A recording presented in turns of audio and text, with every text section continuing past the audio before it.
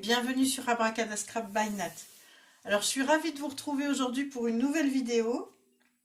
La vidéo fait suite en fait à une publication que j'avais faite sur mes réseaux et pour laquelle en fait un grand nombre d'entre vous m'a demandé un tuto. Donc voici le tuto et donc voici le projet que nous allons pouvoir réaliser ensemble. Donc il s'agit d'une carte. Comme vous le voyez, donc elle est vraiment assez simple, hein, mais je trouve qu'elle a beaucoup d'effets. Donc c'est avec le set des coquelicots, donc le set Painted Poppies que vous retrouvez au catalogue annuel de Stampin' Up. Et donc j'ai réalisé cette carte avec la technique de la carte flottante. Donc parce que comme vous pouvez le constater, nos coquelicots sont un peu comme en apesanteur en fait au-dessus de la carte et donc on a l'impression qu'ils flottent un petit peu au-dessus de la carte. Donc tout est monté en relief, mais il couvre l'entièreté du panneau avant. Et donc je vais vous expliquer comment on peut réaliser cette carte. J'ai fait donc celle-ci dans des tons un peu de rose, parme, et plutôt violet. Et puis j'ai réalisé aussi celle-ci, donc qui est en fait le même format mais à l'horizontale. Et celle-ci, donc ça c'est dans des tons un peu plus doux, plus sépia, je dirais. Donc là on a plutôt des tons de vieux rose, de gris, de sable. Voilà, donc là j'ai décoré aussi l'intérieur et nous allons faire tout cela ensemble. Donc vous allez voir qu'il va nous falloir assez peu de matériel, évidemment la carte est très simple, mais on va pouvoir découvrir ensemble cette nouvelle technique. Donc si ça vous intéresse de suivre avec moi ce tuto, et si ce projet vous plaît déjà, n'hésitez pas à mettre un petit pouce en l'air et à partager la vidéo autour de vous. Je vous remercie et puis on va pouvoir commencer. À tout de suite. Alors, pour réaliser notre carte, peu importe en fait la disposition que vous aurez choisie, que ce soit à la verticale ou à l'horizontale, de toute façon le matériel sera le même. Il nous faudra une base de carte. Donc là j'ai choisi du papier cartonné blanc simple. Et cette base de carte mesure 21 par 14,85 cm avec un pli en son milieu à 10,5. Il nous faudra également un panneau dans la même couleur que notre base. C'est ce qui fait aussi que les coquelicots ont l'air d'être en apesanteur. C'est parce qu'il n'y a pas vraiment de démarcation entre la base de carte et le panneau. Donc ce panneau mesure 10 cm sur 14,4 cm. Il nous faudra aussi, donc pour faire la mise en couleur de tous mes coquelicots, j'ai utilisé la technique d'aquarelle.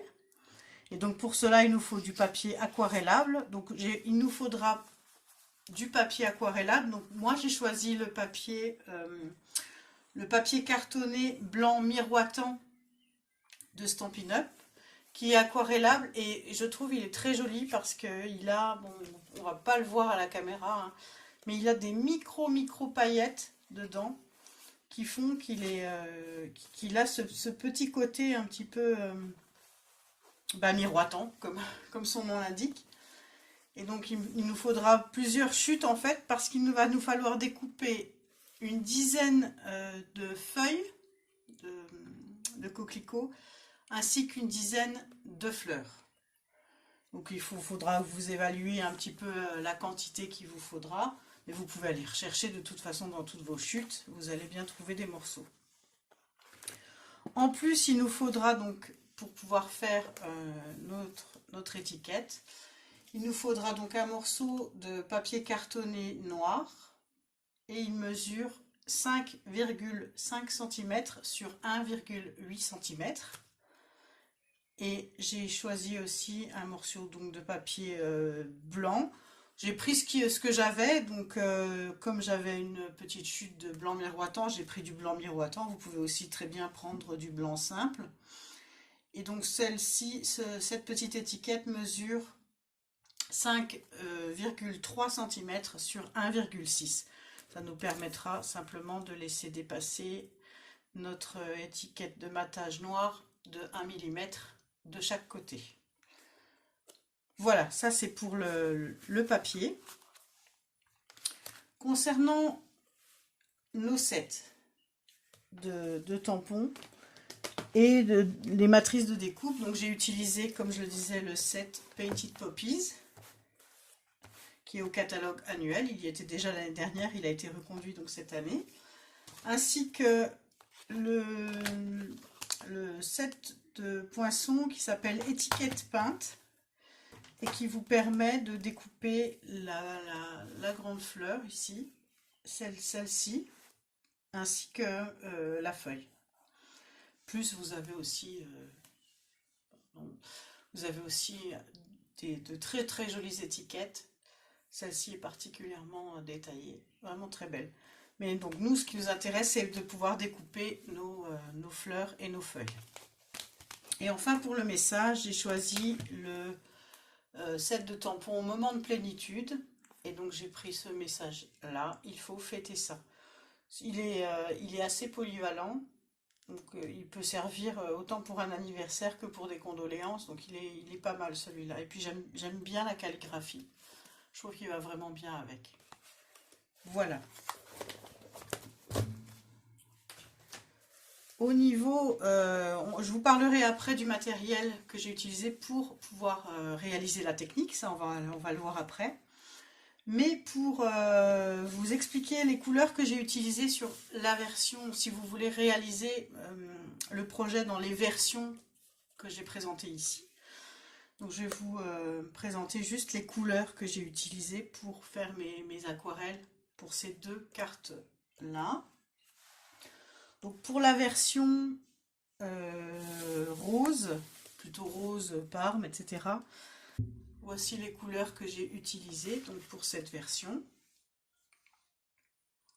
Voici les couleurs que j'ai utilisées pour cette version. Donc ici nous avons du pétale rose. L'étiquette s'est un petit peu effacée.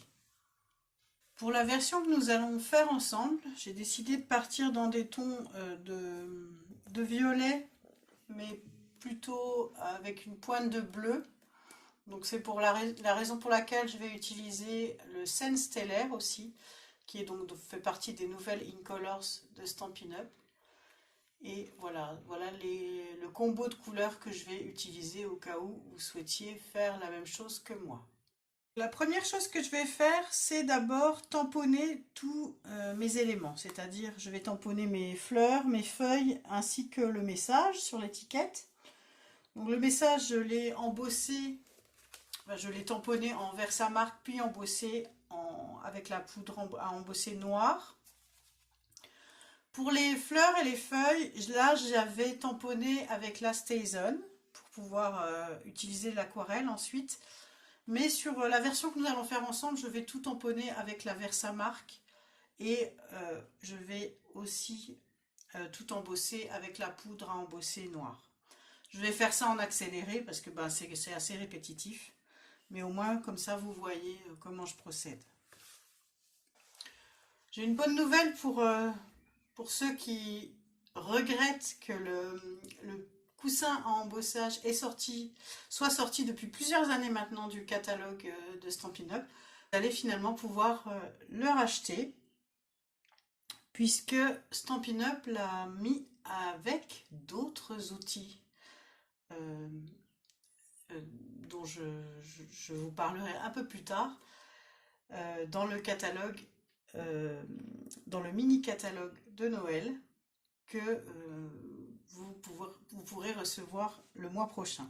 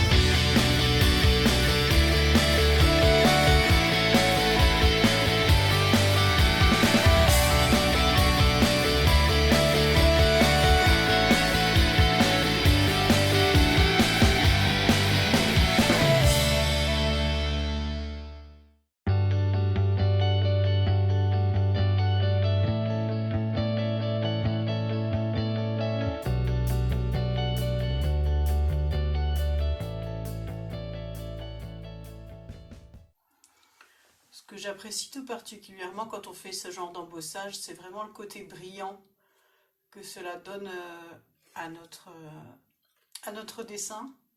On le voit ici sur le cœur de notre coquelicot. Ça amène vraiment un côté très brillant qui est vraiment joli. Sur la version, comme je vous le disais, sur les versions que j'avais réalisées, j'avais utilisé de la StazOn. Et donc pour apporter quand même le côté brillant en cœur de fleurs, j'ai mis de la colle, de précision de chez Stampin' Up qui en fait un petit peu cet effet justement brillant en relief et qui est très joli aussi. Et j'avais ajouté également du pinceau Wink of Stella. Donc, mais là on l'aura directement avec notre embossage. Maintenant que ceci est fait, je vais pouvoir découper mes formes. Et donc on va découper ça et les feuilles. Bon, les feuilles, l'avantage c'est qu'il y a deux dies identiques, qui vont nous permettre d'aller 2 fois plus vite pour les découpes. Voilà, je découpe ça et je reviens tout de suite vers vous. Ici, avec toutes nos découpes réalisées, je vais maintenant passer donc à la mise en couleur. Pour cela, donc j'utilise mes encres Stampin' Up qui sont donc aquarellables et les pinceaux à réservoir d'eau. Et je prends le pinceau. Alors, est-ce que je vais prendre le plus fin? Oui, je vais prendre le pinceau le plus fin pour le faire. Voilà, je prélève de l'encre sur un bloc acrylique. Je fais mon mélange avec l'eau. Et puis ainsi, avec mon pinceau, je vais pouvoir colorier mes feuilles et apporter plus ou moins de foncé, plus ou moins d'eau pour apporter plus de clarté, de douceur à ma couleur. Et c'est comme ça que je vais pouvoir aussi réaliser un petit jeu d'ombre sur mon feuillage.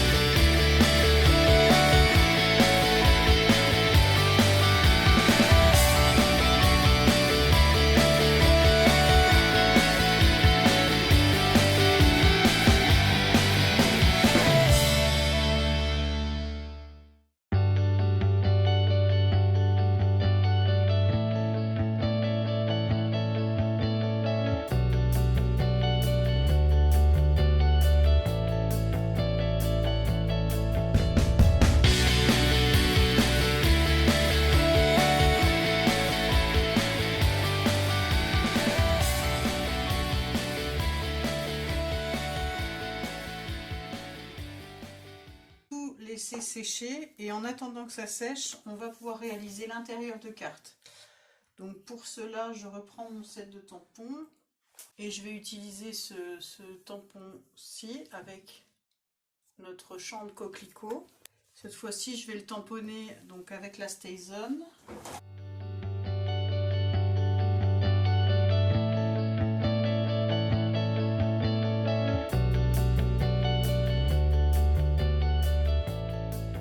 Je vais ensuite repasser quelques pointes de couleur avec mon pinceau à réservoir d'eau, toujours en aquarelle, avec les mêmes couleurs pour pouvoir rappeler l'extérieur de la carte.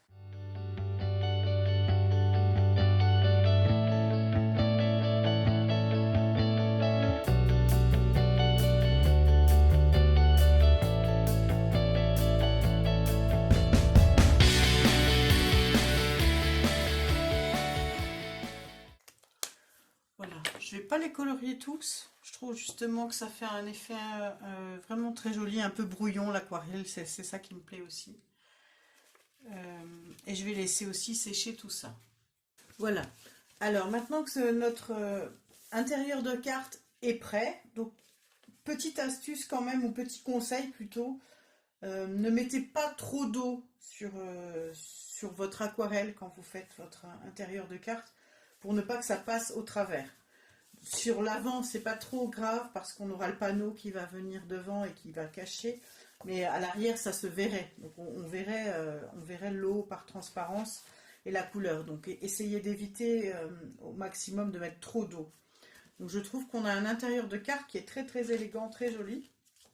Et on va pouvoir mettre ça de côté et passer justement à la partie plus technique de la carte. Donc à la partie qui va faire que nos éléments vont être comme flottants, comme en apesanteur au-dessus de la carte. Donc avant, pour faire cette technique-là, j'utilisais le produit, celui-ci, je ne sais pas si vous connaissez, donc c'est un peu un équivalent d'un film alimentaire étirable mais qui colle en fait, et ça se trouvait quasiment qu'aux États-Unis. Et donc maintenant, j'ai trouvé une parade, j'ai trouvé une solution de remplacement beaucoup plus accessible, plus facile en tout cas à trouver, qui est une nouveauté du catalogue annuel de Stampin' Up, et qui est en fait leur papier de masquage. Et donc leur papier de masquage, c'est un petit peu comme du papier post-it, mais quand même avec un pouvoir beaucoup plus collant. Et en fait, on a, donc ça se présente comme ceci, hein, c'est une feuille. Donc ça mesure, ça mesure 12,5 par à peu près 17,5 cm. Et donc d'un côté, on a un côté feuille de papier, et de l'autre, on a une protection adhésive qu'on enlève, et on a quelque chose qui est adhésif mais repositionnable. C'est donc l'intérêt de ce papier de masquage, qui va pouvoir donc nous aider à faire des masques, pour par exemple faire des tamponnages superposés. Et donc une nouvelle utilité, une autre utilité, qui est de mettre les éléments de façon flottante, et donc de réaliser notre carte flottante. Et donc pour commencer à monter notre carte avec les éléments en apesanteur, il nous faut donc notre papier de masquage et le panneau avant de la carte que nous avions préalablement découpé, et donc qui mesure 10 cm sur 14,4 cm. Donc on va prendre notre papier, on va le mettre bien à plat, et on va commencer par installer de manière organisée, mais en laissant dépasser nos éléments, tous nos éléments sur la carte tels qu'on veut les obtenir à la fin. Donc vous voyez, on le voit très bien ici sur mon prototype, les fleurs dépassent, hein. On laisse bien dépasser, on organise ça de manière très naturelle, qu'elles ne se chevauchent pas, que les éléments ne se chevauchent pas les uns sur les autres, mais on organise ça pour remplir complètement notre avant de carte.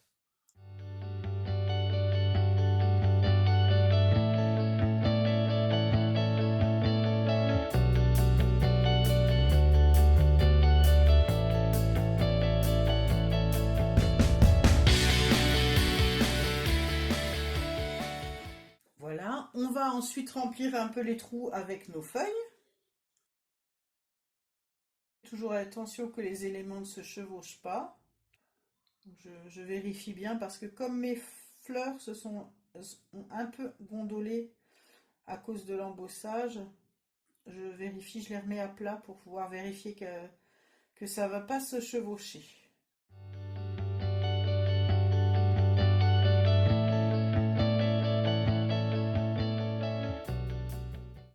Maintenant que nos éléments sont bien installés, je vais donc prendre, c'est là qu'intervient notre papier de masquage.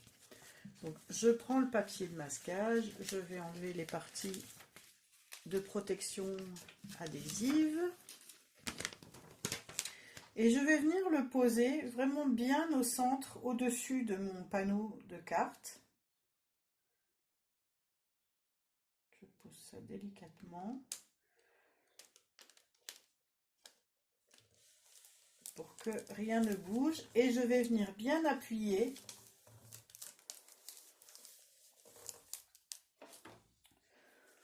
pour que la partie adhésive vienne récupérer à la fois mes éléments que j'ai posés sur mon panneau de cartes, mais aussi le panneau qui est en dessous. Donc l'adhésif doit vraiment coller à l'ensemble des éléments, y compris le panneau. J'appuie bien, je récupère bien tout.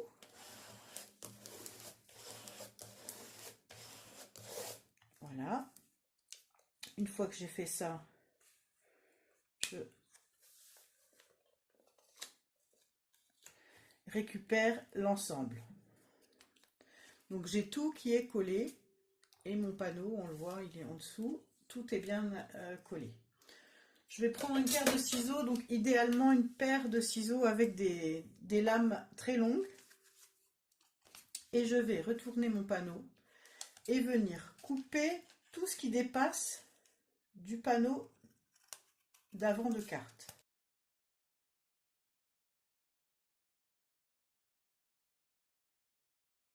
Je vais donc je mets mon papier sur le dessus et je vais délicatement soulever le papier et retirer, désolidariser le papier avec les éléments de mon panneau d'avant de carte. Donc je fais bien attention que les éléments restent collés sur mon papier de masquage.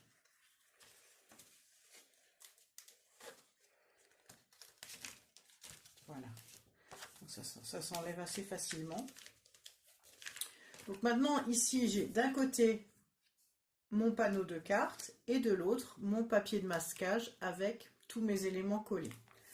Donc, je vais le laisser comme ça, je le retourne et je vais placer de la mousse 3D partout sur les éléments pour qu'ensuite je puisse les recoller sur l'avant de ma carte.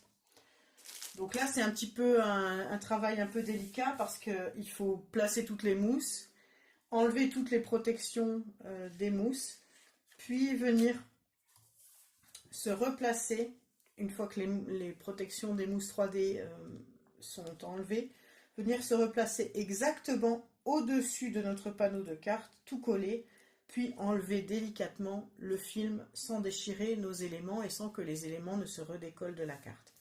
Donc je vais tout faire ça sous vos yeux, je vais mettre ça en accéléré, mais vous allez voir toutes les étapes.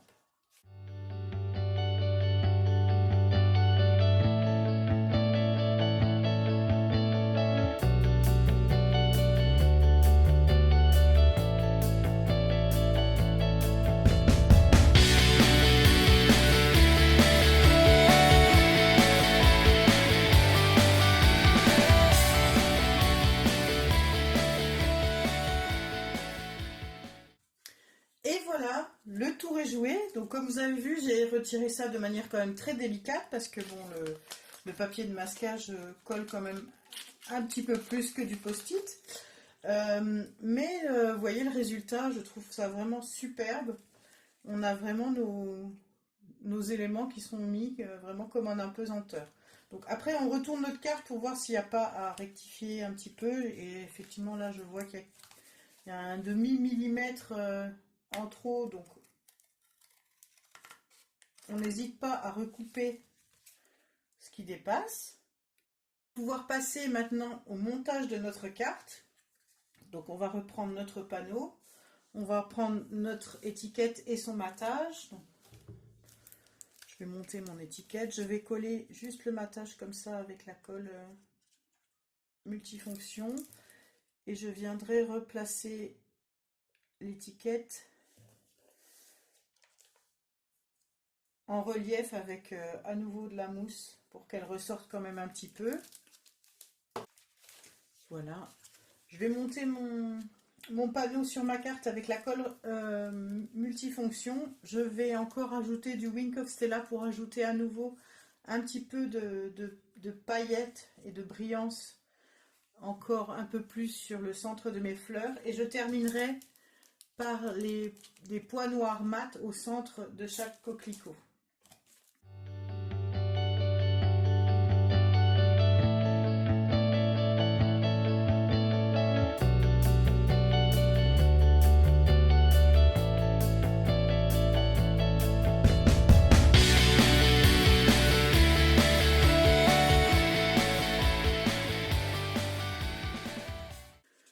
Voilà, alors notre carte est terminée et je trouve qu'elle est vraiment de toute beauté. Les couleurs, j'adore et j'aime beaucoup le rendu de l'aquarelle avec nos encres. Ça fait quelque chose de très doux et en même temps, avec une même couleur, vous n'avez jamais le même résultat. Et ça, c'est vrai que c'est quelque chose que j'aime beaucoup, beaucoup faire, même si vraiment je ne suis pas du tout spécialiste de l'aquarelle, mais c'est vraiment tout simple et ça fait vraiment des résultats magnifiques. Alors, j'espère que ce projet vous a plu. Moi, j'ai adoré réaliser cette carte. Dites-moi en commentaire sous la vidéo si cette technique vous plaît, si vous allez refaire la carte que je vous ai proposée. Et n'hésitez pas à m'envoyer des photos de vos projets et à me taguer. Si vous avez aimé la vidéo et la carte, ainsi que la technique, n'hésitez pas à mettre un petit pouce en l'air et à partager la vidéo. Ça me fait plaisir et surtout, ça me motive à continuer à faire des vidéos pour vous. Voilà, donc moi je vais continuer à faire des cartes comme celle-ci parce que vraiment je les adore. Je pense que j'hésite quand même, moi j'aime beaucoup celle-ci dans les tons de rose, mais je dois dire qu'elles me plaisent vraiment toutes. C'est une technique assez simple et à la portée de tous. Vous pouvez évidemment réaliser cette technique avec tout le matériel que vous avez. Il faut juste récupérer le papier de masquage ou un équivalent parce que c'est vraiment miraculeux pour faire ce genre de carte. Voilà, moi je vous dis à tout bientôt sur Abracadascrap by Nat. Au revoir.